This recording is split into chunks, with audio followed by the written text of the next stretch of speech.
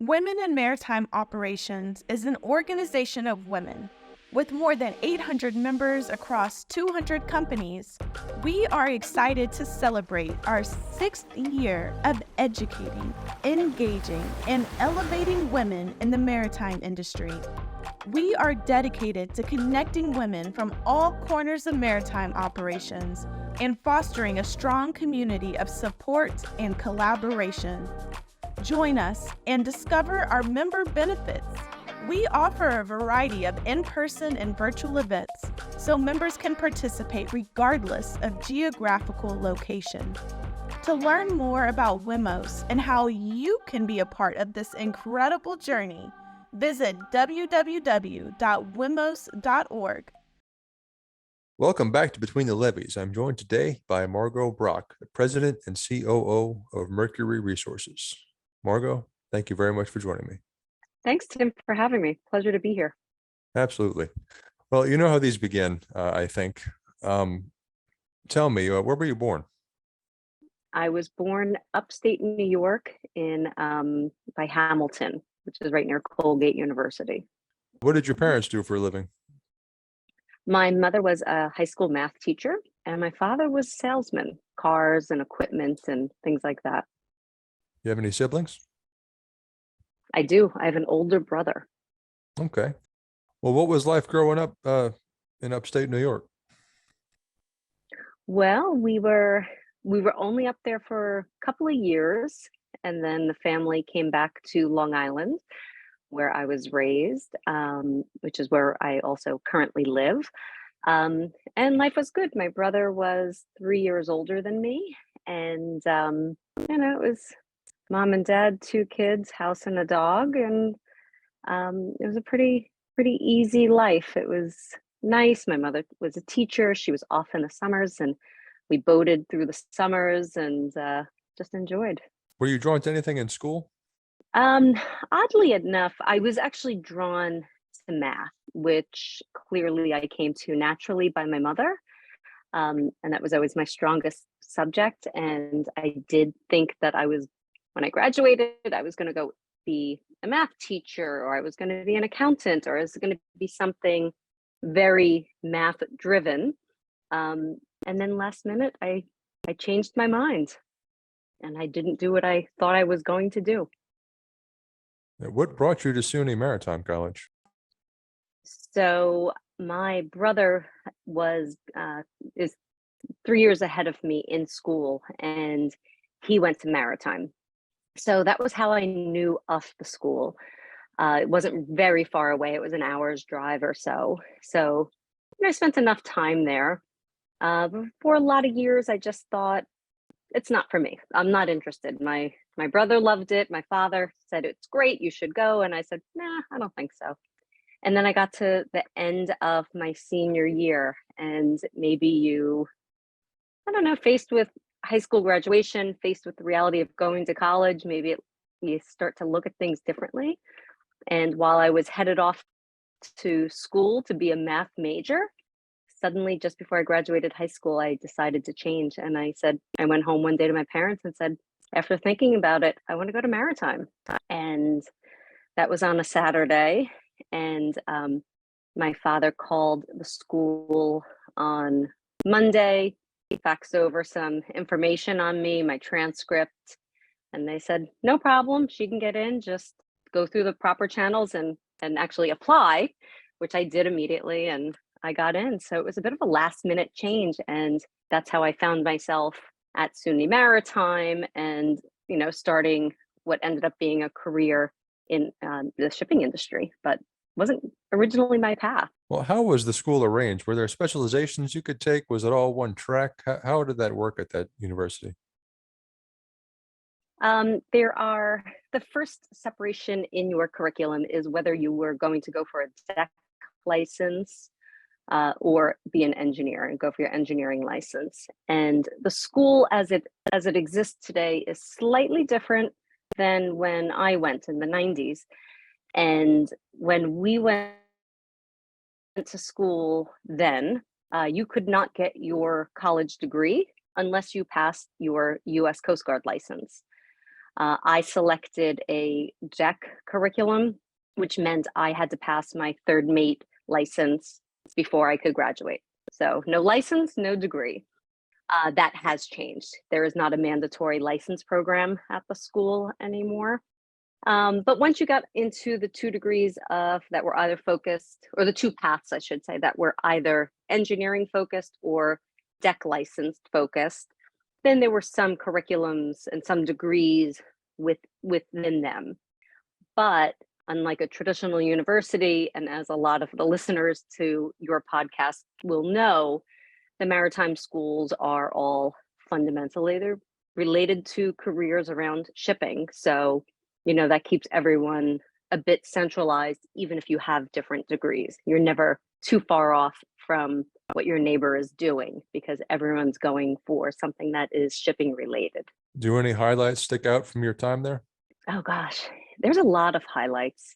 It's a really unique experience to have as compared to all my friends that went to, more traditional colleges. But probably, you come in and you do an indoctrination period, which is, your mini boot camp. So that sticks out because that's a whole different world when you come out of high school and out of a regular high school and you jump into boot camp. So that's a lot of memories there. But each summer after freshman, sophomore, junior year, you go out for summer sea term on the training ship. And when we went, it was 2 months each summer. And on each of our summer sea terms, we would go to 3 different ports. And so there's a lot of great memories and a lot of experiences on being on the ship and being in the ports with all of your college friends. It was a lot of fun, a lot of memories made. Anything you can share about any antics you may have gotten into at a foreign port? Oh my gosh. I tended to, I'm going to say I didn't so much get in trouble, but yeah, there was a lot that went on, and probably one of the craziest experiences that we watched unfold was during freshman year in Curacao. Couple of cadets came in at whatever time they had to be in, whatever was their Liberty call time, and they decided they weren't done. Like they were really, really drunk, and they were not done partying. So they went up on deck and decided to just jump overboard and swim to the other side of the canal in Curacao so they could hop out on the other side and just keep drinking. They were so drunk. And they jumped in, and of course, didn't go unnoticed. They got caught, and they ended up on restriction for the rest of the cruise. I don't think they got off at a single other port on that ship. Made for great fun to watch, great stories to tell, and wasn't me. Anything especially surprising or challenging from boot camp? It was just the premise of break you down to build you back up as a team. So definitely a shock to the system because it's unlike anything you've ever done. And I was 17. It was hard. It was a lot of push-ups. I did a lot of sit-ups. I did a lot of planking and running and learned how to march and handle a rifle. And so it was a lot of new. It was, but I remember being so proud when I was done, when I completed it, and you march at the end and your family's there to watch you. And yeah, it was good experience a lot of years ago, but glad I did it. Good experience. What kind of rifle training did they require? It's not shooting a rifle. It's just handling it. Pageantry. Yeah. Just so you can march with it and look Gotcha. military-esque, but you're not military. It's a pretend military. Yeah. Oh, so did you go straight into work when you graduated? I did. I graduated. I finished up school. I took my license exams, and I immediately took a job that was shoreside for a container line. At the time, I intended to ship out. I had my license, and I took this job, and I never did end up sailing. And regrets, but is what it is. Well, So if you had shipped out, what would the job have been? Just traveling the world in the at the helm, I guess. yeah, you come in when you come in as the third mate on the ship. It is unlimited tonnage, so it could have been any ship in the world. But you are the lowest rank, you're the lowest licensed deck officer. So, you're standing watches and just learning the ropes, getting your sea time and getting the experience, with the goal at that point of increasing your license, of then becoming a second mate, a chief mate, and then ultimately the master of the ship, to be the captain. So, Well, your career did divert from that a little bit. So what did you do for the container line? the container line was essentially just customer service work. It was pretty boring. I was there less than a year, and it is, I will say I always have no regrets. Every stop along the way is a stop for a reason. You gain knowledge, perspective, good or bad, of what you will do in life and choose to do later. So glad I stopped there. Ended up being an integral part of where I am today. A lot of people that, if you know me in the industry, you associate me with Anton Posner. Everyone knows Anton goes with Margo, Margo goes with Anton. We've been business partners for a long time. Maybe not everyone knows, we've also been friends for a lot longer than we've been business partners and colleagues. And when I came out of college, Anton was 3 years ahead of me at Maritime. And I walked into my interview for that job at the container line. And unbeknownst to me, Anton Posner worked there. So I got into the office. Of course, you're nervous. You're just out of college and looking to get that first job. And who greets me in the lobby but Anton, and comes out and says hello to me. And Maritime's a small community, so we weren't necessarily friends in college, but we knew each other, and we had a lot of friends in common, and your worlds are all in common. So you have this connection with everyone that you go to college with in some way or another.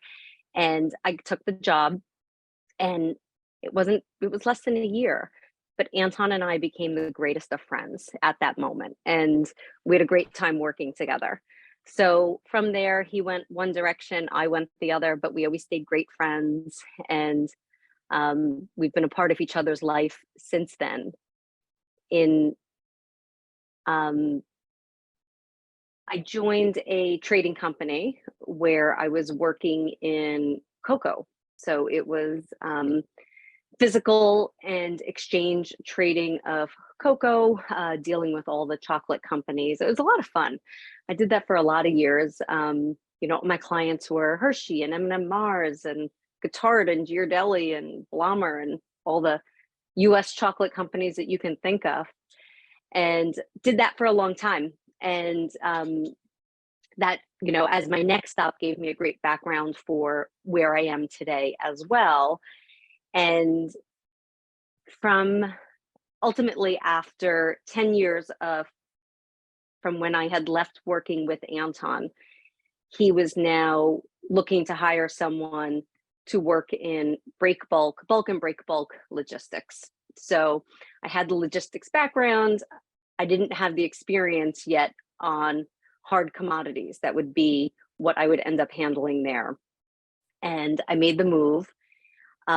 So I worked for Anton, and we did that together for 5 years. And I did a lot. That's where I really learned about barging. That's where I learned about Ingram, where I learned about steel.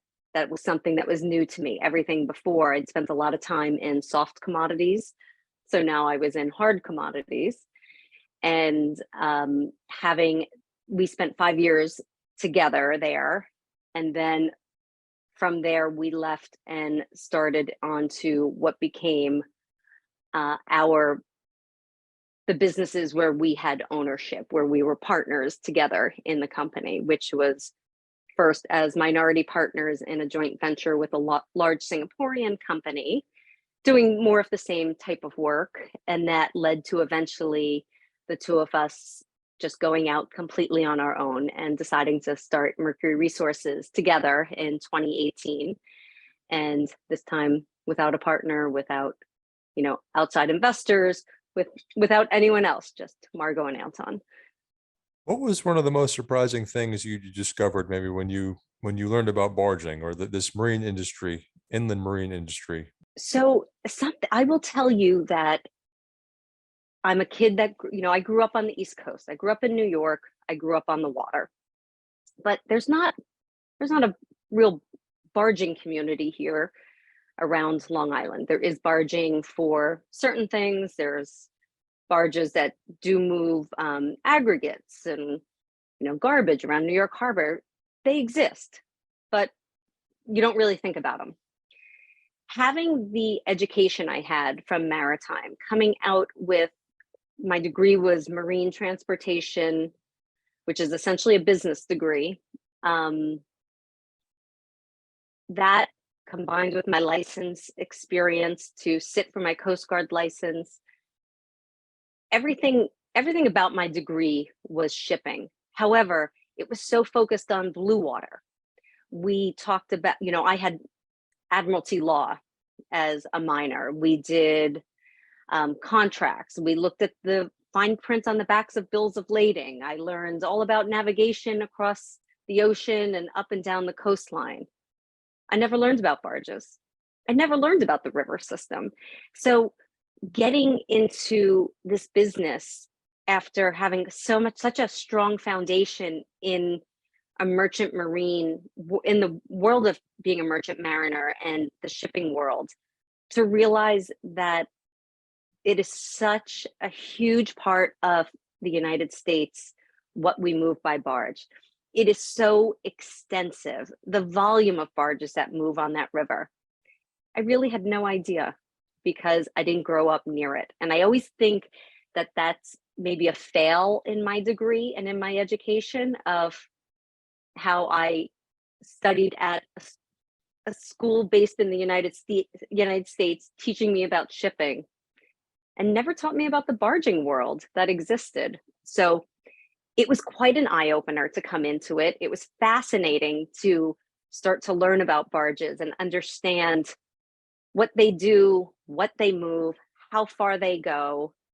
And to this day, I'll tell people, as I'm describing what I do and what the barge market means to the United States and how important it is to so many aspects of what our daily existence is, that people don't understand. The raw materials that move, the grain that moves, everything that powers industries up and down the Mississippi and out, the Ohio River and the Arkansas, and all. People don't necessarily understand how massive it is. So it was really incredible to get involved in it and learn about the barging world. Is Mercury Resources a freight broker? We're not. There are plenty of freight brokers out there, and we are really supply chain management. We come in, whereas a lot of companies that the industry will say are competitors of ours, we don't see them as competitors because their business is as a broker. And in that broker model, there's just veiled layers of costs that then reach the client. And it's just the way a brokering type of business is conducted. And the manner in which Mercury Resources approaches the market and the business world is we work for the client. So we're a fiduciary essentially for our clients, but we come in and, we might come to your company and say, I have a client who needs a contract. and we're going to put you in the conversation directly with our client to sign the contract. And the contract is between the two of you. And our clients like that because they clearly know who their counterparty is. They know that they are getting a rate that is where the market is. And the way we then deal with our clients is that barging will just have a separate management fee for managing your barging, which is doing all that we do for you. And we're working on your behalf. When you are a broker, you are the vendor to them and you are that counterparty. And that is not Mercury. It is not where we fit in. So we come in on a supply chain management role. And then, the benefits that our clients appreciate the transparency of it. And they also appreciate things, brokers, it's just the nature of it. When charges, when demurrage is charged, usually brokers have money buried in that. When a fuel surcharge is 40%, well, my clients pay 40% of the true barge freight number.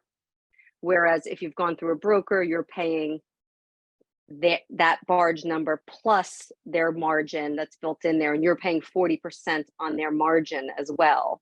So, it's just two different mindsets and approaches on how to handle the interface between the logistics components and the cargo owner, who is our client.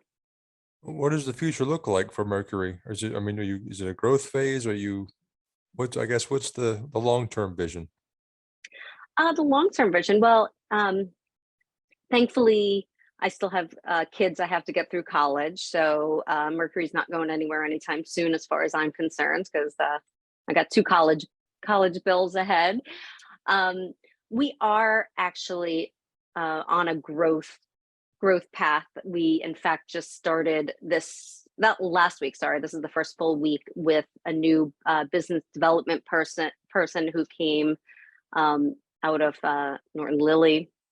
Jose Severin has joined us, and he will be joining Anton's business development team. We're really excited. We think Jose is going to just be wonderful for us because he brings in a different aspect. He's worked on closer to the agency side of the business and some of the touching, I guess, different commodities than we have classically been in. So we're excited to bring him on and grow out our team more, and hoping that we'll just continue to expand the variety of commodities that we work in. And it's something that we've always sought to do. And we've been classically, taking us back a lot of years ago, Anton and I really handled a lot of steel in our career. And then that sort of morphed and evolved into being more base metals, aluminum, zinc, lead, copper. And from there, it's grown, and we have a much wider portfolio of commodities now, all dry, that we work in. And we're looking to the next chapter just being growing that and just being able to do more and take on more clients. Well, do you expect the kids to follow in your footsteps? I'm not sure. My daughter most definitely will not. She is going into her junior year.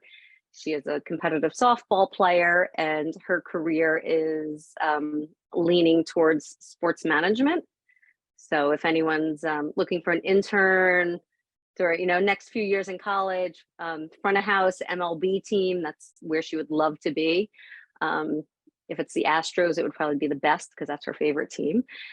And so we'll see where she lands. It will not be in shipping. My son is going into 8th grade. There's still time. We hope. I don't know. Maybe I can get him. Maybe I can suck him in. We'll see. Anything else you'd like to share before we call this one? Just appreciate you having me. I don't know if there's any more interesting fun facts to share about me, but just pleased to have the opportunity to talk to you and be a part of your podcast. This is great. Well, I guess while we're still at it, what do you think of the podcast, the episodes you've seen so far? I love what you're doing. I think you've got a lot of episodes in really quick order. You've built this.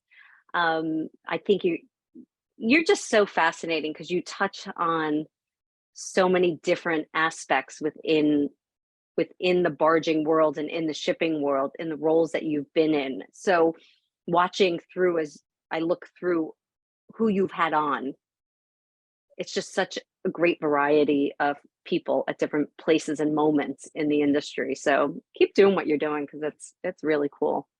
76 episodes of this, your episode 76 of this one, and I have a non-maritime show too that I just published, episode 16. So that's All right. 91 episodes in about 9 months. It's certainly become a second job. I'm But sure. nonetheless, I do appreciate your time this afternoon, and I will keep in touch. All right. Thanks, Tim. Good to see you. You too. Thanks a Good lot. to see you, Tim Tom. Thanks, Martha. See you later. So long. Bye. This has been a production of Where You At Studios, LLC.